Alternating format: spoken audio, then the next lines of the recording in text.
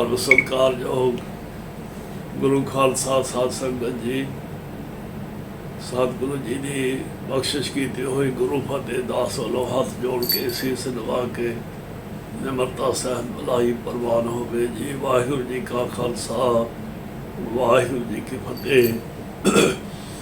सतगुरु सच्चे पातशाह महाराज जी के बचन हैं, ये गुरमंत्रहीन से जो प्राणी त्रिगंत जन्म भ्रष्टण ऊकर है सूकर है गर्द है कक है सर्पल है तुल खल है।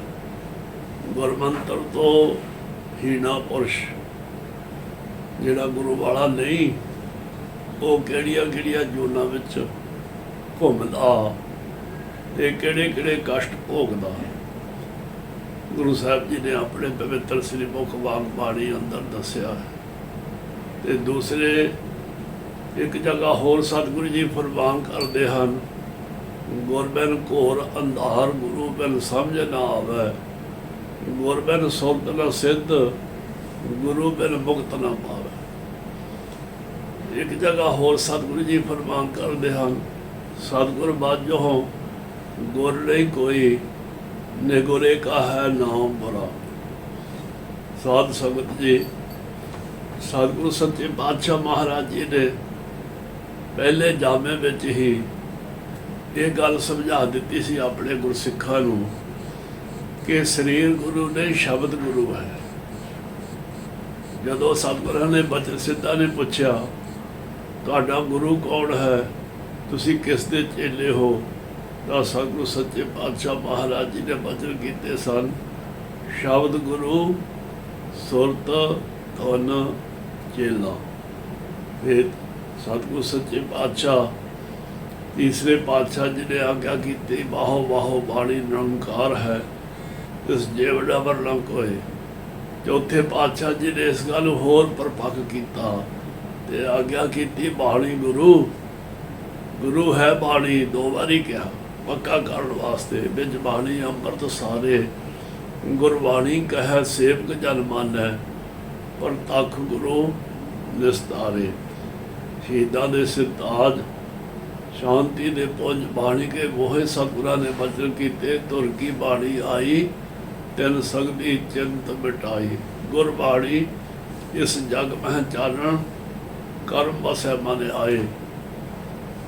साध संगत जी, कलगीधर पिता जी ने जदों ये गल अनुभव कर ली, 10 जामिया विच सतगुरु सच्चे पातशाह ये गल अपने प्यारे गुरसिखां दे हिरदियां विच परपक्क करते रहे कि शरीर गुरु ने शब्द गुरु है। जदों सतगुरु सच्चे पातशाह ने देखा हुण साडे गुरसिखां दे ये गल समझ में आ गई, हिरदियां विच परपक्क हो गई कि शब्द गुरु है, तो सतगुरु सच्चे पातशाह जी ने अपना पंज भौतिक शरीर विचों हटाउण तो पहला शब्द गुरु सतगुरु श्री गुरु ग्रंथ साहब महाराज जी को गुरियाई गद्दी की बख्शिश करके सतगुरां ने आग्ञा की, हुण अज तो बाद कोई देहधारी गुरु नहीं होवेगा। शब्द गुरु सतगुरु श्री गुरु ग्रंथ साहब महाराज जी जुगो जुग अटल गुरु होणगे। इन्हां नूं प्रगट गुरां की देह समझ के मन के सत्कार करना, सेवा करनी, आज्ञा का पालन करना। आज्ञा पई अकाल की तभी चलायो पंथ, सब सिखन को हुक्म है गुरु मान्यो ग्रंथ। गुरु ग्रंथ जी मान्यो प्रगट गुरां की दे, जो प्रभु को मिलवो चाहे खोज शब्द पहले। सतगुरु श्री गुरु ग्रंथ साहब महाराज जी साढ़े गुरु किद्दां बनते हैं। साध संगत जी, मर्यादा है गुरु घर दी, जो रस्म है गुरु ता चेले दी, वो गुरु घर में कलगीधर पिता जी ने आज्ञा की कि प्रथम रहत जे जान, खंडे की पौहल शकै, सोई सिंह प्रधान, अवर पाहल जो ना ले। एक जगह होर सतगुरु जी अपनी श्री मुख वाग बाणी अंदर ये करीब नवाज बख्शिश कर रहे हैं। एक ओंकार श्री वाहिगुरु जी की फतेह। श्री मुख वाग पातशाही 10वीं निशाने सिक्खी ई 5 हरफ अस्तकाप, हर गजरा बाशद ई 5 मुआफ। ਕੱਛ ਕੜਾ ਕਾਰ ਲੋ ਕੰਗੇ ਬਿਨਾ ਬਿਨਾ ਕੇਸ ਹੇਜ ਅਸ ਜੁਗਲੇ ਨਿਸ਼ਾਨ। ਇਹ ਪੰਜ ਕਕਾਰ ਪੰਜ ਕੱਕੇ ਸਿੱਖੀ ਦੇ ਨਿਸ਼ਾਨ ਹਨ। ਇਹਨਾਂ ਵਿੱਚੋਂ ਇੱਕ ਵੀ ਕਿਸੇ ਸਿੱਖ ਨੂੰ ਮਾਫ ਨਹੀਂ ਕੀਤਾ ਜਾ ਸਕਦਾ। ਤੋ ਸਾਧ ਸੰਗਤ ਜੀ, ਸਤਿਗੁਰੂ ਸੱਚੇ ਪਾਤਸ਼ਾਹ ਸਤਿਗੁਰੂ ਜਗਤ ਗੁਰੂ ਸ੍ਰੀ ਗੁਰੂ ਨਾਨਕ ਦੇਵ ਪਾਤਸ਼ਾਹ ਜੀ ਨੇ ਪਹਿਲੇ ਜਾਮੇ ਵਿੱਚ ਬਾਬੇ ਤਾਰੇ ਚਾਰ ਚੱਕ ਨੌ ਖੰਡ ਪ੍ਰਥਮੀ ਸੱਚਾ ਢੋਆ ਸਾਰੇ ਸੰਸਾਰ ਤੇ ਸਤਿਗੁਰਾਂ ਨੇ ਚਰਨ ਪਾਏ। ਭੋਲੇ ਭਟਕਿਆਂ ਨੂੰ ਸਿੱਧੇ ਮਾਰਗ ਤੇ ਤੋਰਿਆ। ਮੁਸਲਮਾਨ ਨੂੰ ਕਿਹਾ ਪੱਕਾ ਮੁਸਲਮਾਨ ਬਣ, ਹਿੰਦੂ ਨੂੰ ਕਿਹਾ ਪੱਕਾ ਹਿੰਦੂ ਬਣ, ਕ੍ਰਿਸਚੀਅਨ ਨੂੰ ਕਿਹਾ ਪੱਕਾ ਕ੍ਰਿਸਚੀਅਨ ਬਣ, ਬੋਧੀ ਨੂੰ ਕਿਹਾ ਪੱਕਾ ਬੋਧੀ ਬਣ, ਸਿੱਖ ਨੂੰ ਕਿਹਾ ਪੱਕਾ ਸਿੱਖ ਬਣ। ਜੇ ਕਿਸੇ ਨੇ ਗੁਰੂ ਸਾਹਿਬ ਨੇ ਕਿਸੇ ਨੂੰ ਇਹ ਨਹੀਂ ਕਿਹਾ ਤੂੰ ਸਾਡਾ ਸਿੱਖ ਬਣ, ਜੇ ਕਿਸੇ ਨੇ ਬੇਨਤੀ ਕੀਤੀ ਪਾਤਸ਼ਾਹ ਮੈਨੂੰ ਆਪਣਾ ਸਿੱਖ ਬਣਾ ਲਓ, ਤਾਂ ਸਤਿਗੁਰੂ ਸੱਚੇ ਪਾਤਸ਼ਾਹ ਅੰਤਰਜਾਮੀ ਜਾਣਦੇ ਸਾਡੇ ਅੰਦਰੋਂ ਬੇਨਤੀ ਕਰ ਰਿਹਾ ਹੈ। ਉਸ ਵੇਲੇ ਮਰਜ਼ਾਦਾ ਸੀ ਸਤਿਗੁਰਾਂ ਦੇ ਚਰਨਾਂ ਦੇ ਇਸ਼ਨਾਨ ਕਰਵਾ ਕੇ ਚਰਨਾਂ ਅੰਮ੍ਰਿਤ ਦਿੱਤਾ ਜਾਂਦਾ ਸੀ। ਤਾਂ ਸਤਿਗੁਰੂ ਗਰੀਬ ਨਿਵਾਜ ਪਾਤਸ਼ਾਹ ਫਿਰ ਗੁਰਮੰਤਰ ਦੀ ਬਖਸ਼ਿਸ਼ ਕਰਦੇ ਸਨ। ਵਾਹਿਗੁਰੂ ਗੁਰਮੰਤਰ ਹੈ ਜਪ ਹੋਮੈ ਕੋਈ। ਪਹਿਲੇ ਜਾਮੇ ਵਿੱਚ ਹੀ ਸਤਿਗੁਰਾਂ ਨੇ ਵਾਹਿਗੁਰੂ ਗੁਰਮੰਤਰ ਬਖਸ਼ਿਸ਼ ਕੀਤਾ। ਇਹ ਕਲਗੀਧਰ ਪਿਤਾ ਜੀ ਨੇ ਜਦੋਂ ਪੰਜਾਂ ਪਿਆਰਿਆਂ ਦੇ ਸੀਸ ਭੇਟ ਲੈ ਕੇ ਖੰਡੇ ਬਾਟੇ ਦੇ ਅੰਮ੍ਰਿਤ ਦੀ ਦਾਤ ਉਹਨਾਂ ਨੂੰ ਬਖਸ਼ਿਸ਼ ਕਰਕੇ ਖਾਲਸਾ ਪੰਥ ਪ੍ਰਗਟ ਕੀਤਾ, ਉਹਨਾਂ ਚਿਰ ਤੱਕ ਗੁਰੂ ਘਰ ਵਿੱਚ ਚਰਨ ਅੰਮ੍ਰਿਤ ਦੀ ਹੀ ਮਰਜ਼ਾਦਾ ਰਹੀ। ਉਹ ਤੋਂ ਬਾਅਦ ਸਤਿਗੁਰਾਂ ਨੇ ਆਗਿਆ ਕਰ ਦਿੱਤੀ ਹੁਣ ਖੰਡੇ ਬਾਟੇ ਦਾ ਅੰਮ੍ਰਿਤ ਪ੍ਰਵਾਨ ਹੈ।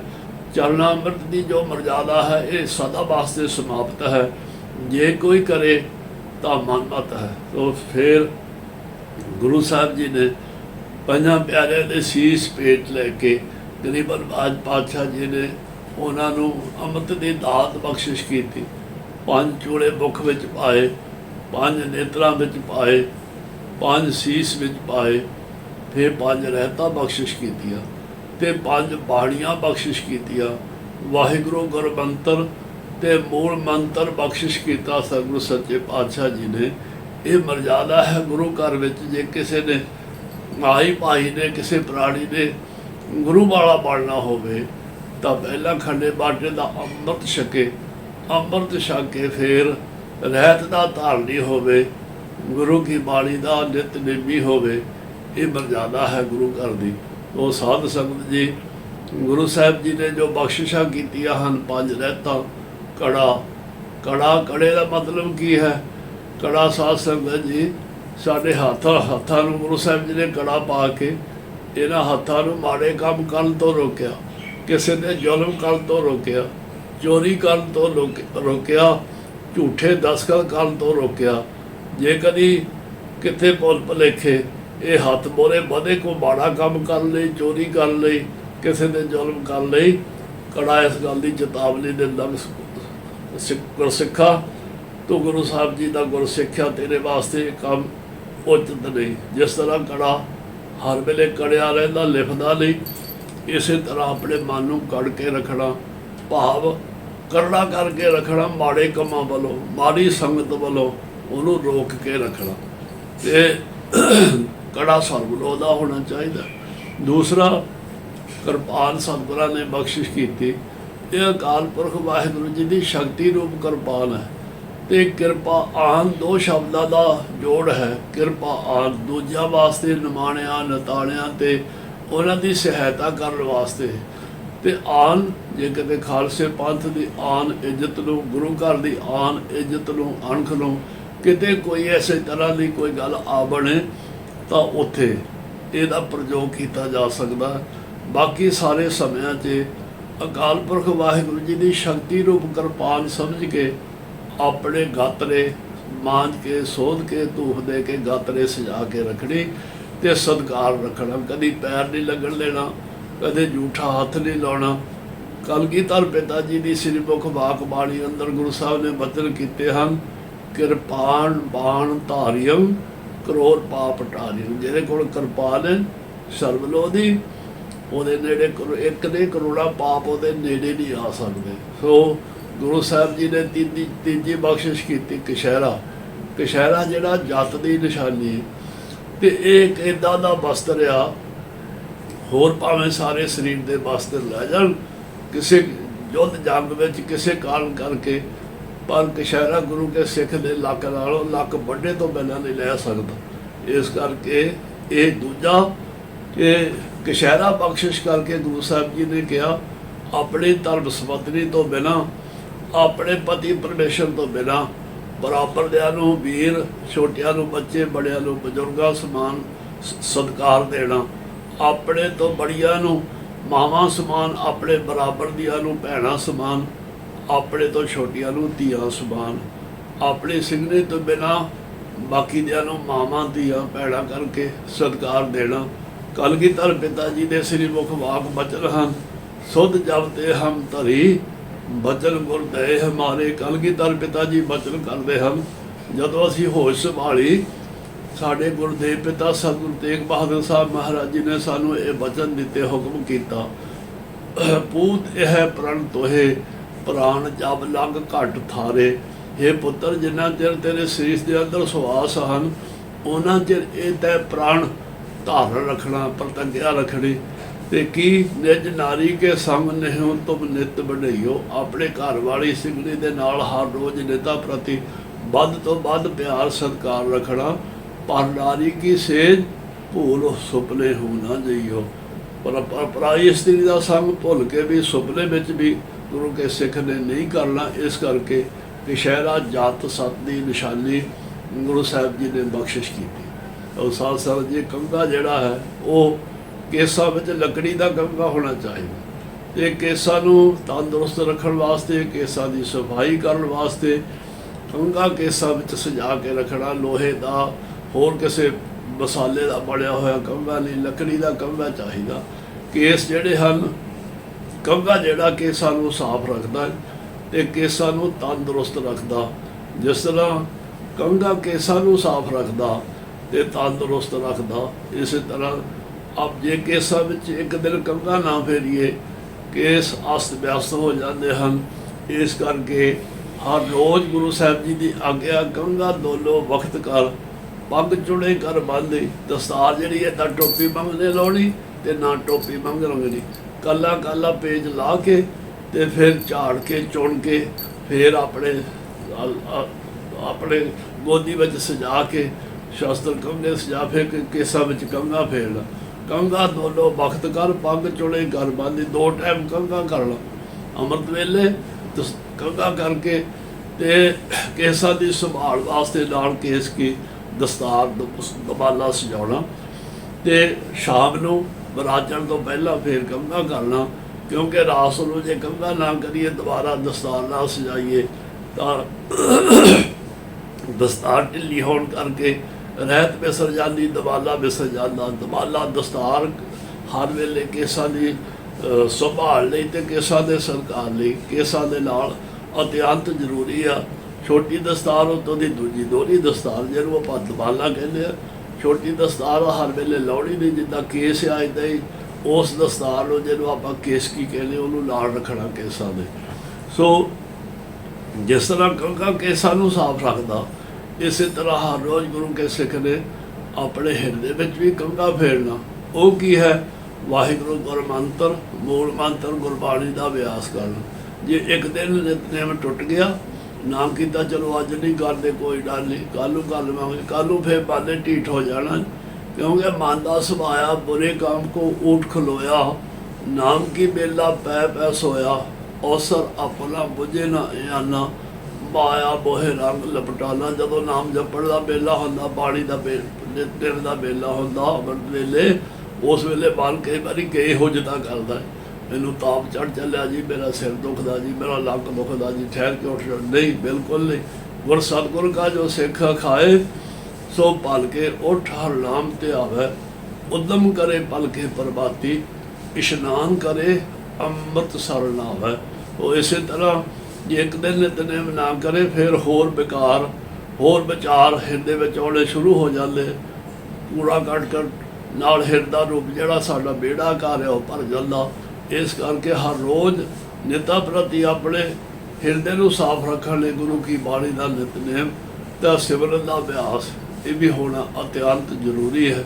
तो साथ साथ जी जिहड़े केस हैं, केस कुदरती ये गुरु की मोहर हैं, ਇਹ ਕੋਈ ਬਣਾਉਟੀ ਨਹੀਂ, ਇਹ ਧੁਰੋਂ ਪਰਿਪੂਰਨ ਪਰਮੇਸ਼ਰ ਵਾਹਿਗੁਰੂ ਜੀ ਨੇ ਸਾਰਿਆਂ ਨੂੰ ਕੇਸਾਂ ਵਾਲੇ ਹੀ ਭੇਜਿਆ ਸਹੀ ਸਲਾਮਤ ਬਣਾ ਕੇ। ਬਾਕੀ ਜੋ ਕੁਛ ਇੱਥੇ ਆ ਕੇ ਬਣਾਇਆ ਜਾਂਦਾ ਤੇ ਉਹ ਸਾਡੀ ਮਨਮਤ ਹੈ। ਪਰਮੇਸ਼ਰ ਵਾਹਿਗੁਰੂ ਜੀ ਨੇ ਹਰੇਕ ਜੀਵ ਨੂੰ ਕੇਸਾਂ ਸਹਿਤ ਹੀ ਉਹ ਧੁਰੋਂ ਭੇਜਿਆ।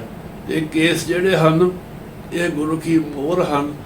ਕੇਸਾਂ ਨੂੰ ਝੂਠਾ ਹੱਥ ਨਹੀਂ ਲਾਉਣਾ, ਕੇਸਾਂ ਦਾ ਸਤਿਕਾਰ ਕਰਨਾ। ਪੁਰਾਤਨ ਸਿੰਘ ਦਾ ਪਤਾ, ਕੇਸੀ ਇਸ਼ਨਾਨ ਸੋਧ ਕੇ ਫਿਰ ਦੁੱਧ ਨਾਲ ਕੇਸਾਂ ਦੇ ਇਸ਼ਨਾਨ ਕਰਾਉਣੇ। ਕੇਸਾਂ ਨੂੰ ਧੂਪ ਦਿਆ ਕਰਦੇ ਸਨ, ਸੁਗੰਧੀ ਦਿਆ ਕਰਦੇ ਸਨ ਸਰਕਾਰ ਨਾਲ। ਜਿਹੜੇ ਕੰਘੇ ਨਾਲ ਕੇਸ ਵਿੱਚੋਂ ਨਿਕਲ ਉਹਨਾਂ 'ਚ ਅੰਮ੍ਰਿਤ ਪਿਆ ਹੁੰਦਾ, ਉਹਨੂੰ ਇੱਦਾਂ ਕੂੜੇ 'ਚ ਨਹੀਂ ਸਿੱਟਣਾ, ਅਗਲ ਭੇਟ ਕਰ ਦੇਣਾ, ਸੰਭਾਲ ਕੇ ਰੱਖੀ ਜਾਣਾ। ਫਿਰ ਇਕੱਠੇ ਜਦੋਂ ਸਮਾਂ ਮਿਲੇ ਫਿਰ ਜਿਹੜਾ ਹੈਗਾ ਉਹਦਾ ਆਪਣੇ ਸੰਸਕਾਰ ਕਰ ਦੇਣਾ। ਕੇਸ ਜਿਹੜੇ ਕੁਦਰਤੀ ਸੁਤੇ ਸਿੱਧ 16 ਸ਼ਿੰਗਾਰ ਗ੍ਰੰਥਾਂ ਕਾਰਨ ਮੰਨੇ ਗਏ। ਇੱਕ ਤਾਂ ਬਾਹਰੋਂ ਸ਼ਿੰਗਾਰ ਲਾਏ ਜਾਂਦੇ, ਇੱਕ ਸਰੀਰ ਤੇ ਕੁਦਰਤ ਨੇ ਜਿਹੜਾ ਸ਼ਿੰਗਾਰ ਪੈਦਾ ਕੀਤੇ ਆ। 16 ਸ਼ਿੰਗਾਰਾਂ ਵਿੱਚੋਂ ਜਿਹੜੇ ਸਭ ਤੋਂ ਸਰੋਵਰੀ ਸ਼ਿੰਗਾਰ ਆ ਉਹ ਕੇਸ ਹੈ। ਗੁਰੂ ਸਾਹਿਬ ਜੀ ਨੇ ਤਾਂ ਅਕਾਲ ਪੁਰਖ ਵਾਹਿਗੁਰੂ ਜੀ ਨੂੰ ਵੀ ਕੇਸਾਂ ਵਾਲੇ ਕਰਕੇ ਸੰਬੋਧਨ ਕੀਤਾ। ਸੋਹਣੇ ਨੱਕ ਜਲ ਲੰਬੜੇ ਵਾਲਾ, ਤੇਰੇ ਬੰਕੇ ਦੋਇਲ ਲੋਇਲ ਦੰਤ ਦੀ ਸਾਲਾ, ਸੋਹਣੇ ਨੱਕ ਜਲ ਲੰਬੜੇ ਵਾਲਾ। ਅਕਾਲ ਪੁਰਖ ਵਾਹਿਗੁਰੂ ਜੀ ਨੇ ਲੰਬੇ ਤੇ ਸੋਹਣੇ ਨੱਕ ਵਾਲਾ ਤੇ ਗੁਰੂ ਸਾਹਿਬ ਜੀ ਨੇ ਸੋਹਣੇ ਦੰਦਾਂ ਵਾਲਾ ਕਰਕੇ ਸਤਿਗੁਰ ਸਰੂਪ 'ਚ ਬਿਆਨ ਕੀਤਾ ਗੁਰਬਾਣੀ ਵਿੱਚ। ਇਸ ਕਰਕੇ ਕੇਸਾਂ ਦੀ ਸੰਭਾਲ ਲਈ ਨਾਲ ਕੇਸਕੀ ਤੇ ਦਸਤਾਰ, ਕਦੀ ਕੇਸਾਂ ਨੂੰ ਨੰਗੇ ਕੇਸੀ ਇਸ਼ਨਾਨ ਕਰਕੇ ਲੰਗੇ ਕੇਸ ਲੈ ਕੇ ਨਹੀਂ ਘੁੰਮਣਾ, ਤੇ ਕਦੇ ਕੇਸਾਂ ਨੂੰ ਨੰਗੇ ਸਿਰ ਜਲ ਪਾਣੀ ਪ੍ਰਸ਼ਾਦਾ ਨਹੀਂ ਛਕਣਾ, ਜੰਗਲ ਮੈਦਾਨ ਨਹੀਂ ਜਾਣਾ, ਤੇ ਕੇਸਾਂ ਦਾ ਸਤਿਕਾਰ ਰੱਖਣਾ ਹੈ। ਗੁਰੂ ਕੀ ਮੋਹਰ ਹਨ। ਤੇ ਸਾਧ ਸੰਗਤ ਜੀ, 5 ਰਹਿਤਾਂ ਸਰੀਰ ਦੇ ਨਾਲ ਹਰੇਕ ਗੁਰਸਿੱਖ ਦੇ ਹੋਣੀਆਂ ਅਤਿਅੰਤ ਜ਼ਰੂਰੀ ਹੈ। ਤੇ ਕਦੇ ਵੀ ਸਰੀਰ ਤੋਂ ਵੱਖ ਨਾ ਹੋਣ, ਇਹ 5 ਰਹਿਤਾਂ। ਦੂਸਰਾ, ਗੁਰੂ ਕੀ ਬਾਣੀ ਦੀ ਜੀ ਇਹ ਗੁਰੂ ਕੀ ਰਹਿਤ ਦੇ ਨਾਲ ਇਹ ਤਾਂ ਸਰੀਰ ਤੇ ਰਹਿਤ ਹੈ ਰਹਿਤ, ਤੇ ਦੂਸਰਾ ਗੁਰੂ ਕੀ ਬਾਣੀ ਦਾ ਨਿਤਨੇਮ ਤੇ ਸਿਮਰਨ ਦਾ ਅਭਿਆਸ। ਇਹ ਗੁਰੂ ਕੇ ਸਿੱਖ ਦੀ ਅੰਤਰਾਤਮਾ ਵਿੱਚ ਹੋਣਾ ਚਾਹੀਦਾ। ਵਾਹਿਗੁਰੂ ਗੁਰਮੰਤਰ ਤੇ ਮੂਲ ਮੰਤਰ ਤੇ ਗੁਰਬਾਣੀ ਇੱਕੋ ਹੀ ਚੀਜ਼ ਹੈ। ਪਹਿਲਾਂ ਸਤਿਗੁਰਾਂ ਨੇ ਵਾਹਿਗੁਰੂ ਗੁਰਮੰਤਰ ਬਖਸ਼ਿਸ਼ ਕੀਤਾ, ਫਿਰ ਸਤਿਗੁਰੂ ਜੀ ਬੇਈ ਨਦੀ 'ਚ ਪ੍ਰਵੇਸ਼ ਕਰਕੇ ਸੁਲਤਾਨਪੁਰ ਸਾਹਿਬ ਜੀ ਦੀ ਧਰਤੀ ਤੇ 48 ਘੰਟਿਆਂ ਬਾਅਦ ਜਦੋਂ ਪ੍ਰਗਟ ਹੋਏ ਤਾਂ ਮੂਲ ਮੰਤਰ ਲਿਆ ਕੇ ਸਾਡੀ ਝੋਲੀ ਵਿੱਚ ਪਾਇਆ। ਫਿਰ ਜਪਜੀ ਸਾਹਿਬ ਜੀ ਦੇ ਉਚਾਰਨ ਹੋਏ, ਫਿਰ ਸਤਿਗੁਰੂ ਸ੍ਰੀ ਗੁਰੂ ਗ੍ਰੰਥ ਸਾਹਿਬ ਮਹਾਰਾਜ ਜੀ ਦੇ ਸਾਰੇ ਸਾਨੂੰ ਦਰਸ਼ਨ ਹੋਏ। ਸੋ ਇਸ ਕਰਕੇ ਬਾਣੀ ਗੁਰਬਾਣੀ ਮੂਲ ਮੰਤਰ ਤੇ ਗੁਰਮੰਤਰ ਇੱਕੋ ਹੀ ਚੀਜ਼ ਹੈ। ਇਸ ਕਰਕੇ ਨਿਤਨੇਮ ਜਿਹੜਾ ਗੁਰੂ ਕੇ ਸਿੱਖ ਦਾ ਹੋਣਾ ਅਤਿਅੰਤ ਜ਼ਰੂਰੀ ਹੈ। ਗੁਰੂ ਕੇ ਸਿੱਖ ਦੀ ਅੰਤਰਾਤਮਾ ਵਿੱਚ ਵਾਹਿਗੁਰੂ ਗੁਰਮੰਤਰ ਮੂਲ ਮੰਤਰ ਕਿਤੇ ਗੁਰੂ ਕੀ ਬਾਣੀ ਦਾ ਨਿਤਨੇਮ। ਜੇ ਗੁਰੂ ਕੀ ਬਾਣੀ ਦਾ ਨਿਤਨੇਮ ਨਹੀਂ ਗੁਰੂ ਕੇ ਸਿੱਖ ਕੋਲ ਰਹਿਤ ਰੱਖਦਾ 5 ਕੰਕਾਰ ਦੀ, ਉਹ ਤਾਂ ਸਾਈਨ ਬੋਰਡ ਹੈ। ਬਾਹਰ ਸਟੋਰ ਦੇ ਕਿੰਨਾ ਸੋਹਣਾ ਸਾਈਨ ਬੋਰਡ ਲਿਖ ਕੇ ਲਾਇਆ ਹੋਵੇ ਤੇ ਕੇਸਰ ਹੈ, ਕਸਤੂਰੀ ਹੈ, ਡਾਇਮੰਡ ਹਨ, ਸੁੱਚੇ ਮੋਤੀ ਹਨ, ਪਰ ਜਦੋਂ ਅੰਦਰ ਜਾ ਕੇ ਕੋਈ ਦੇਖਦਾ ਆ ਕੇ ਕਸਟਮਰ ਆ ਕੇ ਦੇਖੇ ਅੰਦਰ ਦਾ ਕੂੜਾ ਕਰਕਟ ਖਿਲ ਰਿਹਾ ਪਿਆ ਤੇ ਬੈਡ ਸਮੈਲ ਆ ਰਹੀ ਹੈ। ਇਹ ਐਡਾ ਵੱਡਾ ਧੋਖਾ। ਗੁਰੂ ਕੇ ਸਿੱਖ ਦੇ ਸਰੀਰ ਤੇ ਰਹਿਤ ਤੇ ਅੰਤਰਾਤਮਾ ਵਿੱਚ ਗੁਰੂ ਕੀ ਬਾਣੀ ਦਾ ਨਿਤਨੇਮ ਤੇ ਸਿਮਰਨ ਦਾ ਅਭਿਆਸ ਹੋਣਾ ਬਹੁਤ ਜ਼ਰੂਰੀ ਹੈ। ਸਤਿਗੁਰੂ ਸੱਚੇ ਪਾਤਸ਼ਾਹ ਮਹਾਰਾਜ ਜੀ ਨੂੰ ਗੁਰੂ ਕੇ ਸਿੱਖਾਂ ਨੇ ਪੁੱਛਿਆ, ਪਾਤਸ਼ਾਹ ਜਿਹਦੇ ਤੇ ਤੁਸੀਂ 100% 100% ਪ੍ਰਸੰਨ ਹੋਵੋ ਉਹਨੂੰ ਕੀ ਬਖਸ਼ਿਸ਼ ਕਰਦੇ? ਉੱਦਾਂ ਤਾਂ ਜਿਹੜਾ ਵੀ ਕੋਈ ਉਹਦਾ ਕੋਈ ਦੁੱਧ ਕੋਈ ਪੁੱਤ ਕੋਈ ਜੋ ਵੀ ਮੰਗਦਾ ਕੋਈ ਖਾਲੀ ਨਹੀਂ ਜਾਂਦਾ ਤੁਹਾਡੇ ਦਰਬਾਰ 'ਚੋਂ, ਪਰ ਜਿਹਦੇ ਤੇ ਪਾਤਸ਼ਾਹ ਤੁਸੀਂ ਪੂਰਨ ਪ੍ਰਸੰਨ ਹੋਵੋ ਉਹਨੂੰ ਕੀ ਬਖਸ਼ਿਸ਼ ਕਰਦੇ? ਇੱਕ ਵਾਰੀ ਪੁੱਛਿਆ, ਫਿਰ ਕਿਤੇ 2 ਵਾਰੀ ਪੁੱਛਿਆ, ਤੀਜੀ ਵਾਰੀ ਸਤਿਗੁਰੂ ਸੱਚੇ ਪਾਤਸ਼ਾਹ ਮਹਾਰਾਜ ਜੀ ਪ੍ਰਸੰਨਤਾ ਦੇ ਘਰ ਆਏ ਤੇ ਕਲਗੀਧਰ ਪਿਤਾ ਜੀ ਨੇ ਫਰਮਾਨ ਕੀਤਾ, ਕਹਿਣ ਲੱਗੇ ਗੁਰੂ ਸਿੰਘੋ ਜਿਹਦੇ ਤੇ ਅਸੀਂ 100% ਪ੍ਰਸੰਨ ਹੋਈਏ ਉਹਨੂੰ ਅਸੀਂ ਸਿੱਖੀ ਦੀ ਬਖਸ਼ਿਸ਼ ਕਰਦੇ, ਉਹਨੂੰ ਅਖੰਡੇ ਬਾਟੇ ਦੇ ਅੰਮ੍ਰਿਤ ਦੀ ਦਾਤ ਬਖਸ਼ਿਸ਼ ਕਰਦੇ ਆ। ਜਿਹਨੂੰ ਅਸੀਂ ਲੋਕ ਵਿੱਚ ਵੀ ਤਾਂ ਪਰਲੋਕ ਵਿੱਚ ਵੀ ਆਪਣੇ ਚਰਨਾਂ ਵਿੱਚ ਹੀ ਰੱਖਣਾ ਹੋਵੇ ਉਹਨੂੰ ਅਸੀਂ ਸਿੱਖੀ ਬਖਸ਼ਿਸ਼ ਕਰਦੇ ਹਾਂ। ਜਿਹੜਾ ਗੁਰਸਿੱਖਾਂ ਨੂੰ ਅੰਮ੍ਰਿਤ ਦੀ ਦਾਤ ਪ੍ਰਾਪਤ ਹੋਈ, ਸਿੱਖੀ ਪ੍ਰਾਪਤ ਹੋਈ, ਅਰਦਾਸ ਕਰੀਏ ਪਾਤਸ਼ਾਹ ਆਪ ਜੀ ਨੇ ਜਿਹੜੀ ਕਿਰਪਾ ਕਰਕੇ ਸਾਨੂੰ ਸਿੱਖੀ ਬਖਸ਼ੀ ਹੈ ਨਾਲ ਸਿਦਕ ਵੀ ਬਖਸ਼। ਜੇ ਸਿੱਖੀ ਤਾਂ ਹੈ ਪਰ ਸਿਦਕ ਨਾ ਹੋਵੇ ਤਾਂ ਦੇਖੋ ਜੀਵਨ ਜ਼ਿੰਦਗੀ ਦੇ ਸਫ਼ਰ ਵਿੱਚ ਦੁੱਖ ਵੀ ਆਉਂਦੇ ਸੁੱਖ ਵੀ ਆਉਂਦੇ ਆ। ਤੇ ਕਈ ਵਾਰੀ ਔਖਿਆਈਆਂ ਵੀ ਆਉਂਦੀਆਂ, ਸੁਖਿਆਈਆਂ ਵੀ ਆਉਂਦੀਆਂ। ਕੋਈ ਐਸਾ ਸਮਾਂ ਆ ਬਣੇ, ਔਖਾ ਸਮਾਂ ਆ ਜਾਏ, ਤਾਂ ਜੇ ਸਿਦਕ ਨਾ ਹੋਵੇ ਸਿੱਖ ਕੋਲ ਤਾਂ ਸਿੱਖ ਡੋਲ ਜਾਂਦਾ ਹੈ। ਮੈਂ ਇੰਨਾ ਚਿਰ ਹੋ ਗਿਆ ਜੀ ਅੰਮ੍ਰਿਤ ਛਕੇ ਨੂੰ, ਇੰਨੀ ਮੈਂ ਬਾਣੀ ਪੜ੍ਹਦਾ, ਗੁਰੂ ਸਾਹਿਬ ਨੇ ਮੇਰੇ ਨਾਲ ਇੱਦਾਂ ਕਿਉਂ ਕੀਤਾ, ਮੇਰੇ ਨਾਲ ਹੀ ਇੱਦਾਂ ਹੋਣਾ ਚਾਹੀਦਾ ਸੀ। ਪਰ ਜੇ ਸਿਦਕ ਹੋਵੇ ਤਾਂ ਫਿਰ ਸਿੱਖ ਡੋਲਦਾ ਨਹੀਂ। ਆਰੇ ਥੱਲੇ ਬੈਠਾ ਵੀ ਨਹੀਂ ਡੋਲਦਾ, ਜੇ ਦੇਗ ਵਿੱਚ ਬਹਾਲ ਕੇ ਉਬਾਲਣਗੇ ਫਿਰ ਵੀ ਨਹੀਂ ਡੋਲਦਾ, ਚਰਖੜੀਆਂ ਦੇ ਜੜ ਵੇਲੇ ਵੀ ਨਹੀਂ ਸਿੱਖ ਡੋਲਦਾ, ਕਿਉਂਕਿ ਸਿਦਕ ਉਹਨਾਂ ਦੀ ਅਰਦਾਸ ਵਿੱਚ ਨਾਂ ਲੈਂਦੇ ਆ। ਜਿਹਨੇ ਸਿੱਖੀ ਸਿਦਕ ਨਹੀਂ ਹਾਰਿਆ, ਸਿੱਖੀ ਸਿਦਕ ਕੇ ਸੌਸਾ ਸਭ ਨਿਭਾਇਆ, ਤੇਰਾਂ ਦੀ ਕਮਾਈ ਦਾ ਧਿਆਨ ਧਰ ਕੇ ਬੋਲੋ ਜੀ ਵਾਹਿਗੁਰੂ। ਸਿਦਕ ਵਾਸਤੇ ਸਿਦਕ ਸਿੱਖ ਆਪਣੇ ਬਲ ਨਾਲ, ਆਪਣੀ ਬਲ ਬੁੱਧੀ ਨਾਲ ਨਹੀਂ ਰੱਖ ਸਕਦਾ। ਉਹ ਅਰਦਾਸ ਕਰਨੀ, ਸੱਚੇ ਪਾਤਸ਼ਾਹ ਤੁਸੀਂ ਕਿਰਪਾ ਕਰ ਲਈ, ਜਿਹੜੀ ਸਿੱਖੀ ਬਖਸ਼ੀ ਆ ਉਹਦੇ ਨਾਲ ਨਾਲ ਪਾਤਸ਼ਾਹ ਸਿਦਕ ਵੀ ਬਖਸ਼ੋ। ਅਸੀਂ ਕਦੀ ਡੋਲੀਏ ਨਾ, ਤੇ ਅਸੀਂ ਕਿਸੇ ਹੋਰ ਪੁੱਠੇ ਰਾਹ ਨਾ ਪਈਏ। ਗਰੀਬ ਨਵਾਜ਼ ਸੱਚੇ ਪਾਤਸ਼ਾਹ ਤੁਸੀਂ ਕਿਰਪਾ ਕਰ। ਜੇ ਸਿਦਕ ਨਾ ਹੋਵੇ ਸਿੱਖ ਕੋਲ, ਡੋਲ ਜਾਂਦਾ ਫਿਰ ਕਦੀ ਪੁੱਛਾਂ ਵਾਲਿਆ ਮਗਰ, ਕਦੀ ਜੰਤਰਾ ਮੰਤਰ ਵਾਲਿਆ ਮਗਰ, ਕਦੀ ਧਾਗਿਆ ਤਮੀਤਾ ਵਾਲਿਆ ਮਗਰ ਤੁਰਿਆ ਫਿਰਦਾ ਹੁੰਦਾ। ਸਿੱਖ ਸਰੂਪ ਨੂੰ ਆਪਣਾ ਸਰੂਪ ਹੀ ਭੁੱਲ ਜਾਂਦਾ, ਕਿਉਂਕਿ ਸਿਦਕ ਹੈ ਨਹੀਂ। ਸਿਦਕ ਲਈ ਅਰਦਾਸ ਕਰ ਲਈ ਸੱਚੇ ਪਾਤਸ਼ਾਹ, ਸਿੱਖੀ ਦੇ ਨਾਲ ਨਾਲ ਸਾਨੂੰ ਸਿਦਕ ਵੀ ਬਖਸ਼ਿਸ਼ ਕਰੋ। ਗੁਰੂ ਪਾਤਸ਼ਾਹ ਜੀ ਨੇ, ਸਤਿਗੁਰੂ ਸ੍ਰੀ ਗੁਰੂ ਗ੍ਰੰਥ ਸਾਹਿਬ ਮਹਾਰਾਜ ਜੀ ਨੇ ਸੰਤ ਸਾਧ ਭਗਤ ਗੁਰਮੁਖ ਸਾਰੇ ਗਿਣ ਕੇ ਤੇ ਆਖਰ ਅੰਤ ਵਿੱਚ ਗੁਰੂ ਸਾਹਿਬ ਨੇ ਬਚਨ ਕਹਿੰਦੇ, ਸਭ ਤੋਂ ਵੱਡੇ ਭਾਗ ਗੁਰਸਿੱਖਾਂ ਕੇ ਜੋ ਗੁਰ ਚਰਨੀ ਸਿੱਖ ਪੜ੍ਹਦੇ ਆ। ਜਿਹਨੂੰ ਸਿੱਖੀ ਗੁਰੂ ਸਾਹਿਬ ਨੇ ਬਖਸ਼ਿਸ਼ ਕਰ ਦਿੱਤੀ, ਉਹਦੇ ਨਾਲੋਂ ਵੱਡੇ ਭਾਗ ਹੋਰ ਕਿਸੇ ਦੇ ਨਹੀਂ ਹੋ ਸਕਦੇ। ਸੋ ਸਤਿਗੁਰੂ ਜੀ ਦਾ ਧੰਨਵਾਦ ਕਰ ਲਿਆ ਹੋਇਆ। ਹਰ ਸਮੇਂ ਇਸ ਗੱਲ ਦਾ ਖਿਆਲ ਰੱਖਣਾ ਚਾਹੀਦਾ ਕਿ ਮੈਂ ਗੁਰੂ ਕਾ ਸਿੱਖਿਆ, ਮੇਰੇ ਸਰੀਰ ਤੇ ਗੁਰੂ ਕਾ ਬਾਣਾ ਆ, ਗੁਰੂ ਕੀ ਰਹਿਤ ਆ। ਤੇ ਇਸ ਕਰਕੇ ਗੁਰੂ ਸਾਹਿਬ ਜੀ ਨੂੰ ਕੋਈ ਅਲਾਮਾ ਨਾ ਆਵੇ, ਕੋਈ ਸਿੱਖੀ ਨੂੰ ਦਾਗ ਨਾ ਲੱਗੇ। ਇਸ ਕਰਕੇ ਹਰ ਸਮੇਂ ਸਤਿਕਾਰ ਵਿੱਚ ਇਸ ਗੱਲ ਨੂੰ ਧਿਆਨ ਵਿੱਚ ਰੱਖ ਕੇ ਸੰਸਾਰ ਵਿੱਚ ਵਿਚਰਨਾ, ਤੇ ਗੁਰੂ ਸਾਹਿਬ ਜੀ ਫਿਰ ਕਿਰਪਾ ਰੱਖਦੇ। ਤੋ ਸਾਧ ਸੰਗਤ ਜੀ, ਦੂਸਰਾ ਦਸਮ ਪਾਤਸ਼ਾਹ ਸਤਿਗੁਰੂ ਕਲਗੀਧਰ ਪਿਤਾ ਜੀ ਦੀ ਸ੍ਰੀ ਮੁਖ ਵਾਕ ਬਾਣੀ, ਜਿਹਦੇ ਬਾਰੇ ਬਹੁਤ ਚਿਰਾਂ ਤੋਂ ਕਈ ਥਾਈਂ ਕਈ ਵਿਚਾਰ ਚੱਲਦੇ ਰਹਿੰਦੇ। ਇੱਕ ਵਾਰੀ ਚਿਰਾਂ ਦੀ ਗੱਲ ਹੈ, ਕੈਨੇਡਾ ਦੀ ਧਰਤੀ 'ਤੇ ਦਾਸ ਵੀ ਉੱਥੇ ਹਾਜ਼ਰ ਸੀ, ਤੇ ਸ੍ਰੀਮਾਨ ਸੰਤ ਬਾਬਾ ਹਰੀ ਸਿੰਘ ਜੀ ਰੰਧਾਵੇ ਵਾਲੇ ਮਹਾਂਪੁਰਖ ਵੀ ਉੱਥੇ ਹਾਜ਼ਰ ਸਨ। ਤੇ ਇੱਕ ਗੁਰਦੁਆਰਾ ਸਾਹਿਬ ਦੀ ਪ੍ਰਬੰਧਕ ਕਮੇਟੀ ਨੇ ਉਹਨਾਂ ਗੁਰਸਿੱਖਾਂ ਨੂੰ ਬੁਲਾ ਲਿਆ, ਕੋਈ ਸੈਮੀਨਾਰ ਕਰਾਉਣਾ ਸੀ ਕਿਸੇ ਹਾਲ ਵਿੱਚ। ਤੇ ਕਹਿਣ ਲੱਗੇ ਭਈ ਉਹਦੇ ਵਿੱਚ ਉਹਨਾਂ ਨੇ ਇੱਕ 10 ਗ੍ਰੰਥ ਸ੍ਰੀ ਮੁਖ ਵਾਕ ਬਾਣੀ ਦਾ ਵੀ ਸਬਜੈਕਟ ਰੱਖ ਲਿਆ। ਉਹ ਸਾਰੇ ਦਸਮ ਪਾਤਸ਼ਾਹ ਕਲਗੀਧਰ ਪਿਤਾ ਜੀ ਦੀ ਸ੍ਰੀ ਮੁਖ ਵਾਕ ਬਾਣੀ ਦੇ ਉਲਟ ਬਚਨ ਕਰਨ ਲੱਗ ਪਏ। ਸੰਗਤਾਂ ਦੇ ਹਿਰਦੇ ਬਲੁੰਦਰੇ ਗਏ, ਤੇ ਉਹ ਸੰਗਤਾਂ ਦਾਸ ਨੂੰ ਤੇ ਸੰਤ ਬਾਬਾ ਹਰੀ ਸਿੰਘ ਜੀ ਨੂੰ ਫੋਨ ਕਰਨ ਲੱਗ ਪਏ, ਤੁਸੀਂ ਆਓ ਜੀ, ਤੁਸੀਂ ਉਹਨਾਂ ਨੂੰ ਜਵਾਬ ਦਿਓ ਜੀ, ਦੇਖੋ ਕਹਿੰਦਾ ਕੁਫਰ ਤੋਲ ਰਹੇ। ਦਾਸ ਨੇ ਕਿਹਾ ਸੀ ਸੈਮੀਨਾਰ 'ਚ ਨਹੀਂ ਜਾ ਸਕਦੇ, ਕਿਉਂ ਗਏ ਤਾਂ ਉਹ ਕਹਿਣਗੇ ਤੁਸੀਂ ਕਾਹਦੇ ਆਏ, ਤੁਹਾਨੂੰ ਦੱਸ ਦਿਆ ਨਹੀਂ। ਕਹਿੰਦੇ ਫਿਰ ਕੀ ਕਰੀਏ, ਅਸੀਂ ਕਿਹਾ ਗੁਰਦੁਆਰਾ ਪ੍ਰਬੰਧਕ ਕਮੇਟੀ ਨੂੰ ਕਹੋ, ਉਹਨਾਂ ਨੂੰ ਗੁਰਦੁਆਰਾ ਸਾਹਿਬ ਬੁਲਾਓ, ਜਿਹੜੇ ਉਹਨਾਂ ਦੇ ਕੋਈ ਕੁਐਸਚਨ ਆ, ਕੋਈ ਸਵਾਲ ਆ, ਉਹ ਆਪਣੇ ਗੱਲ ਸੰਗਤ ਸੁਣੇ, ਅਸੀਂ ਉਹਨਾਂ ਦਾ ਜਵਾਬ ਦਿਆਂਗੇ। ਜੋ ਅਸੀਂ ਪੁੱਛਾਂਗੇ ਉਹਦਾ ਜਵਾਬ ਦੇਣ, ਆਪੇ ਨਿਰਣਾ ਹੋ ਜਾਓ। ਇਸ ਗੱਲੋਂ ਵੀ ਪ੍ਰਬੰਧਕ ਕਮੇਟੀ ਫਿਰ ਹਿੱਲ ਗਈ ਤੇ ਕਹਿਣ ਲੱਗੇ ਵੀ ਕਿਸੇ ਘਰ ਵਿੱਚ ਰੱਖ ਲੈਂਦੇ, ਬਸ ਸਾਡੇ ਘਰ ਵਿੱਚ ਰੱਖ ਲਓ। ਉੱਥੇ ਬੜੇ ਸਵਾਲ ਜਵਾਬ ਹੋਏ, ਇੱਕ ਵੀ ਜਵਾਬ ਨਹੀਂ ਆਇਆ ਉਹਨਾਂ ਨੂੰ ਕਿਸੇ ਤਰ੍ਹਾਂ ਦਾ। ਸੋ ਰਹੋ ਵਿਚਾਰ ਸਤਿਗੁਰੂ ਸੱਚੇ ਪਾਤਸ਼ਾਹ। ਦੇਖੋ, ਪਹਿਲੀ ਗੱਲ ਤਾਂ ਇਹ ਆ ਵੀ ਸਿੱਖ ਹੋ ਕੇ ਜੇ ਗੁਰੂ ਤੇ ਕਿੰਤੂ ਪ੍ਰੰਤੂ ਕਰੇ, ਗੁਰੂ ਤੇ ਕਿੰਤੂ ਪ੍ਰੰਤੂ ਕਰੇ, ਸ਼ੱਕ ਸ਼ੁਬਾ ਕਰੇ, ਟੀਕਾ ਟਿੱਪਣੀ ਕਰੇ, ਉਹ ਸਿੱਖ ਨਹੀਂ ਹੋ ਸਕਦਾ। ਸ਼ਰੀਕ ਤਾਂ ਹੋ ਸਕਦਾ। ਸਿੱਖ ਦਾ ਕੰਮ ਹੈ ਜੋ ਗੁਰ ਕਹੇ ਸੋਈ ਪਲ ਮਾਨੋ, ਹਰ ਹਰ ਕਥਾ ਨਿਰਾਲੀ। ਸਤਿਗੁਰੂ ਸੱਚੇ ਪਾਤਸ਼ਾਹ ਜੀ ਨੇ ਆਪਣੇ ਗੁਰਸਿੱਖਾਂ ਨੂੰ ਹਰੇਕ ਪੱਖ ਤੋਂ ਸੰਪੂਰਨ ਕਰਨ ਵਾਸਤੇ ਗੁਰੂ ਸਾਹਿਬ ਜੀ ਨੇ ਖੋਲ੍ਹ ਕੇ ਦਸਮ ਸ੍ਰੀ ਮੁਖ ਵਾਕ ਬਾਣੀ ਦੇ ਅੰਦਰ ਗੁਰੂ ਸਾਹਿਬ ਜੀ ਨੇ ਸਾਰਾ ਕੁਝ ਬਿਆਨ ਕੀਤਾ।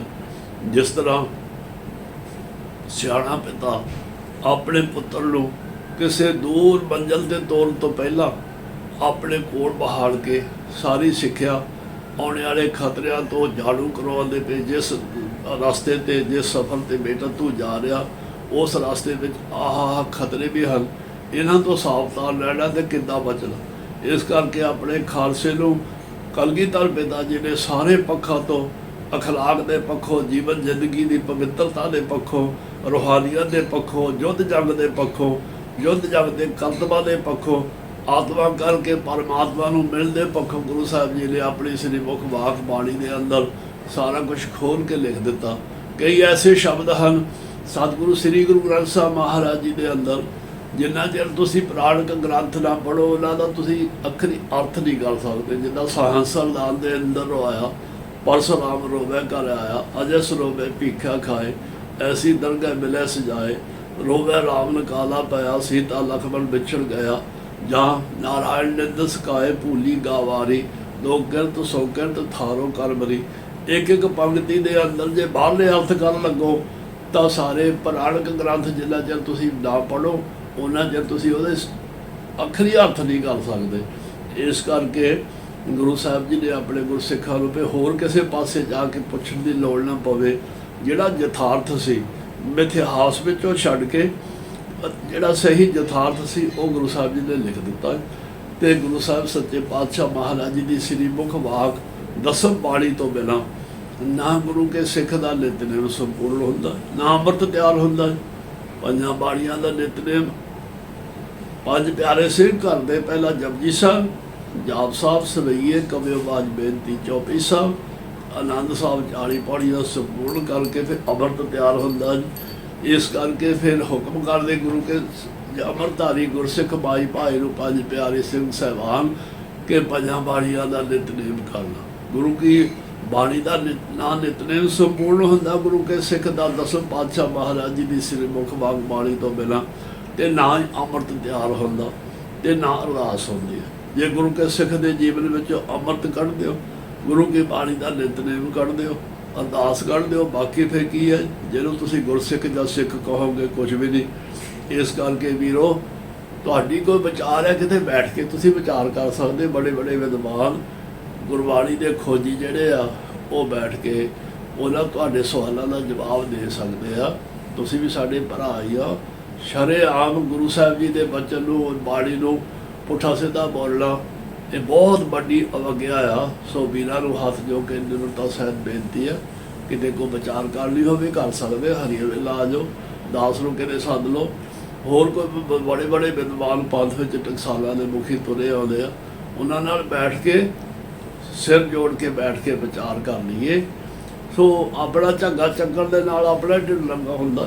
ਕੋਈ ਐਸੀ ਗੱਲ ਨਹੀਂ, ਜੇ ਮੇਰੀ ਸਮਝ 'ਚ ਕੋਈ ਗੱਲ ਨਹੀਂ ਤੁਸੀਂ ਮੈਨੂੰ ਸਮਝਾ ਸਕਦੇ ਆ, ਜਿਹੜੀ ਮੇਰੀ ਸਮਝ 'ਚ ਮੈਂ ਤੁਹਾਨੂੰ ਸਮਝਾ ਸਕਦਾ।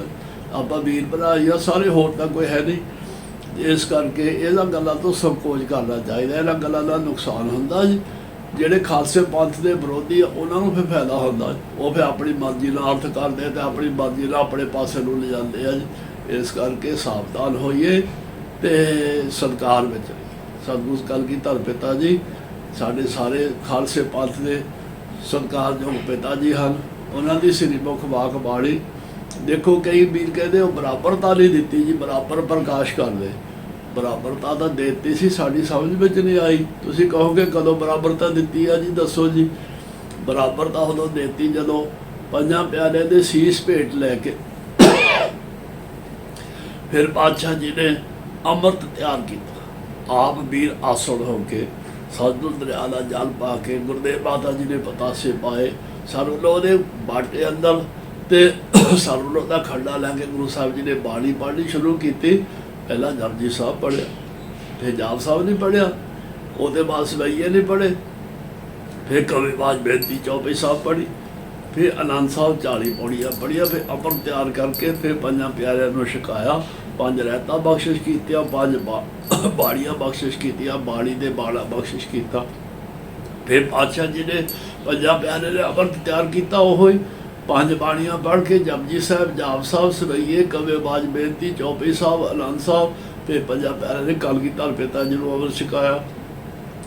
ਗੋਬਿੰਦ ਰਾਏ ਤੋਂ ਗੋਬਿੰਦ ਸਿੰਘ ਸਜੇ ਤਾਂ ਗੁਰੂ ਸਾਹਿਬ ਜੀ ਨੇ ਬਚਨ ਕੀਤੇ कि युद्ध जिते इन्हीं के प्रसाद, इन्हीं की है प्रसाद सो इन्हीं के प्रसाद सो दान करे, अंग अंग टरे इन्हीं के प्रसाद, इन्हीं की कृपा फुन ताम परे, इन्हीं के प्रसाद सो विद्या लई, इन्हीं की कृपा सब शत्रु मरे, इन्हीं की कृपा के सजे हम हैं, नहीं मोसे गरीब क्रोध परे। ਤੋ ਬਾਣੀ ਨੂੰ ਮਾਨਤਾ ਤਾਂ ਦੇਤੀ ਸੀ ਬਰਾਬਰ। ਇਹ ਵੀ ਭੁਲੇਖਾ ਕਰ ਲੈਂਦਾ, ਆਦਿ ਵਿੱਚ ਵੀ ਸਤਿਗੁਰੂ ਸ੍ਰੀ ਗੁਰੂ ਗ੍ਰੰਥ ਸਾਹਿਬ ਮਹਾਰਾਜ ਜੀ, ਜਪਜੀ ਸਾਹਿਬ, ਅੰਤ ਵਿੱਚ ਸ੍ਰੀ ਅਨੰਦ ਸਾਹਿਬ 40 ਪੌੜੀਆਂ ਸਤਿਗੁਰੂ ਸ੍ਰੀ ਗੁਰੂ ਗ੍ਰੰਥ ਸਾਹਿਬ ਮਹਾਰਾਜ ਜੀ ਇੱਕੋ ਹੀ ਰੂਪ ਆ। ਫਿਰ ਸਤਿਕਾਰਯੋਗ ਖਾਲਸੇ ਪੰਥ ਦੇ ਅਮਰ ਸ਼ਹੀਦ ਭਾਈ ਸਾਹਿਬ ਭਾਈ ਮਨੀ ਸਿੰਘ ਜੀ ਨੇ ਬੇਨਤੀ ਕੀਤੀ, ਕਲਗੀਧਰ ਪਿਤਾ ਜੀ ਖਾਲਸੇ ਪੰਥ ਦਾ ਜੋ ਨਿਤਨੇਮ ਆ ਪਾਤਸ਼ਾਹ, ਉਹ ਆਪਾਂ ਜੇ ਆਗਿਆ ਕਰੋ ਤਾਂ ਆਪ ਜੀ ਦੀ ਆਗਿਆ ਅਨੁਸਾਰ ਉਹ ਨਿਤਨੇਮ ਜੇ ਲਿਖ ਦਈਏ ਤਾਂ ਆਉਣ ਵਾਲੇ ਸਮੇਂ 'ਚ ਕਿਸੇ ਨੂੰ ਭੁਲੇਖਾ ਨਾ ਹੋਵੇ। ਤਾਂ ਪਾਤਸ਼ਾਹ ਜੀ ਕਹਿੰਦੇ ਬਹੁਤ ਇਹ ਚੰਗਾ ਗੁਰਮਤਾ ਭਾਈ ਸਾਹਿਬ ਜੀ ਲਿਖੋ।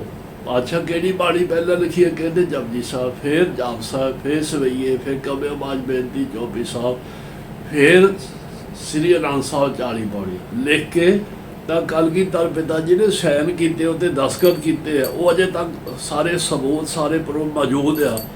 ਜੇ ਕੋਈ ਸਾਈਨ ਕਰਨ ਤੋਂ ਬਾਅਦ ਵੀ ਕਹੇ ਮੈਂ ਨਹੀਂ ਮੰਨਦਾ, ਇਹ ਬਰਾਬਰਤਾ ਨਹੀਂ ਦਿੱਤੀ, ਫਿਰ ਤਾਂ ਰੱਬ ਰਾਖਾ। ਗੁਰੂ ਸਾਹਿਬ ਜੀ ਨੇ ਜਪਜੀ ਸਾਹਿਬ ਤੋਂ ਬਾਅਦ ਫਿਰ ਆਪ ਆਗਿਆ ਕਰਕੇ ਭਾਈ ਸਾਹਿਬ ਮਨੀ ਸਿੰਘ ਜੀ ਪਾਸੋਂ ਕਿ ਜਾਪ ਸਾਹਿਬ ਲਿਖੋ, ਫਿਰ ਸਵਈਏ ਲਿਖੋ, ਫਿਰ ਕਬੀ ਬਾਜ ਬੇਨਤੀ ਚੌਪਈ ਸਾਹਿਬ ਲਿਖੋ, ਫਿਰ ਅਨੰਦ ਸਾਹਿਬ ਲਿਖੋ, ਖਾਲਸੇ ਪੰਥ ਦਾ ਨਿਤਨੇਮ। ਤੋ ਇਸ ਕਰਕੇ ਖਾਲਸਾ ਜੀ ਗੁਰੂ ਕਾ ਸਿੱਖ ਆਪਣੇ ਗੁਰੂ ਜੀ ਤੇ ਸ਼ੰਕਾ ਨਹੀਂ ਕਰਦਾ ਤੇ ਕਿੰਤੂ ਪਰੰਤੂ ਨਹੀਂ ਕਰਦਾ। ਜੇ ਸ਼ੰਕਾ ਕਰੇ ਫਿਰ ਉਹ ਮੁਕਤ ਨਹੀਂ ਹੁੰਦਾ, ਜੂਨਾ ਵਿੱਚ ਤੁਰਿਆ ਫਿਰਦਾ ਜੀ। ਤੇ ਜਬ ਮਰੇ ਫਿਰ ਜਬੇ ਬਸ ਜਾਏ ਪਿਆ ਦੇਸ਼ ਲੰਮੈ। ਆਪਣਾ ਜਿਹੜਾ ਕੋਈ ਭੁਲੇਖਾ ਉਹ ਤਾਂ ਗੁਰੂ ਜੀ ਨੂੰ ਪੁੱਛ ਕੇ, ਆਪਣੇ ਬੜੇ ਛੋਟੇ ਗੁਰਸਿੱਖ ਵੀਰ ਭਰਾਵਾਂ ਨੂੰ ਪੁੱਛ ਕੇ ਦੂਰ ਕੀਤਾ ਜਾ ਸਕਦਾ। ਪਰ ਸਿੱਖ ਆਪਣੇ ਗੁਰੂ ਤੇ ਕਦੀ ਸ਼ੰਕਾ ਨਹੀਂ ਕਰਦਾ, ਕਦੀ ਕਿੰਤੂ ਪਰੰਤੂ ਨਹੀਂ ਕਰਦਾ। ਜੇ ਕਰਦਾ ਤਾਂ ਸਿੱਖ ਨਹੀਂ ਫਿਰ ਸ਼ਰੀਕ ਹੋ ਸਕਦਾ। ਸੋ ਇਹਨਾਂ ਗੱਲਾਂ ਤੋਂ ਸੰਕੋਚ ਕਰੀਏ। ਵਾਹਿਗੁਰੂ ਜੀ ਕਾ ਖਾਲਸਾ, ਵਾਹਿਗੁਰੂ ਜੀ ਕੀ ਫਤਿਹ।